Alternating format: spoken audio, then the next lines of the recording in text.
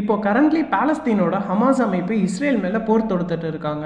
So அங்கே வார் நடக்கிறது நமக்கு எல்லாருக்குமே தெரிஞ்ச ஒரு விஷயந்தான்.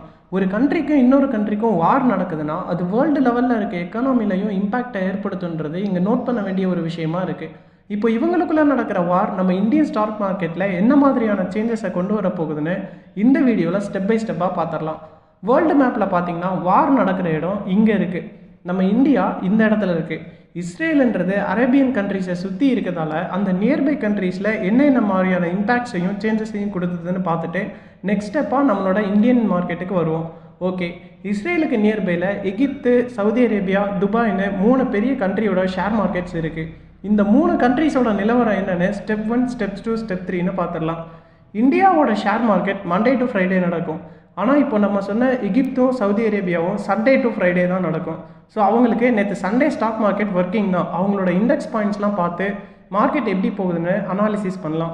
ஸ்டெப் 1, எகிப்து ஷேர் மார்க்கெட். இதோட இண்டெக்ஸ் EGX 30 19,859 பாயிண்ட்ஸில் ஓப்பன் ஆகி மார்க்கெட் ஃபுல்லாகவே டவுனில் தான் போயிருக்கு. 18,400 பாயிண்ட்ஸ் வரைக்கும் டவுன் கொடுத்து அப்புறம் 19,357 க்ளோஸ் ஆகிருக்கு. டோட்டலாக -515 -515 பாயிண்ட்ஸில் மார்க்கெட் க்ளோஸ் ஆகிருக்கு. ஸோ எகிப்தோட மார்க்கெட் டவுனில் தான் போயிருக்கு. Step 2, Saudi Arabia market. இதோட இண்டெக்ஸ் டாசி 10,757 ஓப்பன் ஆகி ஹையஸ்ட் பாயிண்ட்டாக 10,770 வரைக்கும் போயிருக்கு. அப்படியே மார்க்கெட் கொஞ்சம் கொஞ்சம் கீழே போய் 10,764 க்ளோஸ் ஆகிருக்கு. டோட்டலாக -5 பாயிண்ட்ஸ் தான் சேஞ்சஸ் கொடுத்துருக்கு.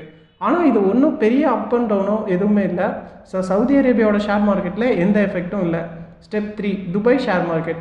துபாயை பொறுத்தளவுக்கு அதுவும் நம்ம இந்தியா மாதிரி தான் மண்டே டு ஃப்ரைடே தான் நடக்கக்கூடிய மார்க்கெட். அதோட பாயிண்ட்ஸ் பார்த்திங்கன்னா 17 பாயிண்ட்ஸ் அப்பில் போயிட்டு 4,164.61 பாயிண்டில் மார்க்கெட் க்ளோஸ் ஆகிருக்கு. ஸோ கன்க்ளூஷன் என்னென்னா துபாயிலையும் எந்த சேஞ்சஸும் பெருசாக நடக்கலை. எக்ஸ்க்ளூசிவான ஒரு யூனிக் ஸ்டெப் ஒன்று சொல்லியிருக்கேன், வீடியோ ஸ்கிப் பண்ணாமல் பாருங்கள்.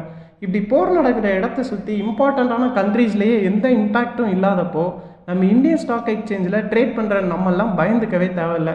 அப்புறம் எப்படி எகிப்தில் 1000 பாயிண்ட்ஸ் கிட்ட டவுனில் போனாங்கன்னு உங்களுக்கு ஒரு டவுட் வரலாம்.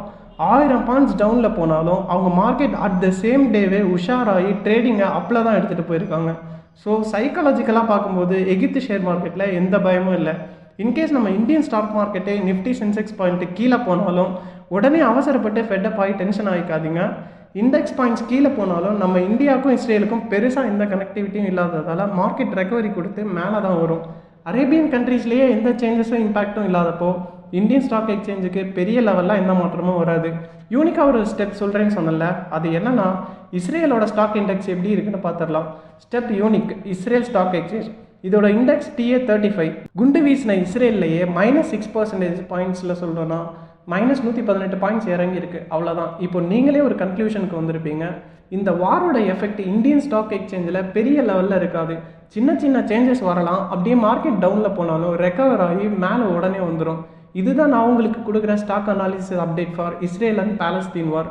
நம்ம சேனலை சப்ஸ்கிரைப் பண்ணாமல் பார்த்துட்டு இருந்தீங்கன்னா சப்ஸ்கிரைப் பண்ணிக்கோங்க. மறக்காமல் வீடியோவை லைக் பண்ணி விட்டுருங்க. Tata bye bye, see you next video. நான் உங்கள் Shikha from Tamil stock market channel.